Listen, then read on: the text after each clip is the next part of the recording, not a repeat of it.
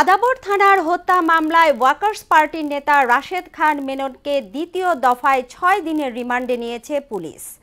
আর new market থানার হত্যা মামলায় জাসদ নেতা হাসানুল হক ইনুকে নেওয়া হয়েছে 7 দিনের রিমান্ডে।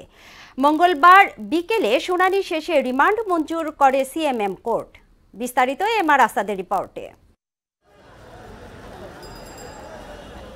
মঙ্গলবার বিকেলে সিএমএম কোর্টে হাজির করা হয় সাবেক 2 মন্ত্রী হাসানুল হক ইনু ও রাশেদ খান মেননকে। কাঠগড়ায় তোলার আগে আদালতের বাইরে বেশ কিছু আইনজীবী ও জনতা ক্ষোভে ফেটে পড়েন। তিরস্কারপূর্ণ স্লোগানের পাশাপাশি অনেকেই ওই দুইজনকে ছুড়ে মারেন ডিম ও জুতা।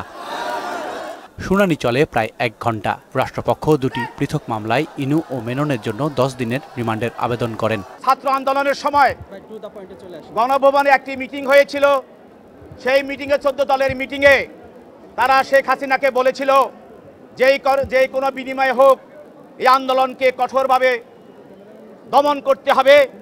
এর পরের দিন আমরা দেখলাম ছাত্র জনতার উপরে দেখামাত্র গুলির নির্দেশ আসলো। পরিকল্পনাকারী হিসাবে, ষড়যন্ত্রকারী হিসাবে, সহায়তাকারী হিসাবে, মদতদাতা হিসাবে তারা অপরাধের সঙ্গে তারা জড়িত এবং তাদের সর্বোচ্চ শাস্তি হবে।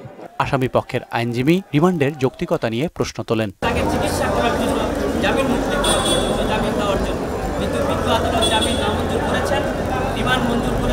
সোমবার বিকেলে ইনুকে উত্তরায় আর মেননকে বৃহস্পতিবার গুলশান থেকে গ্রেফতার করা হয়।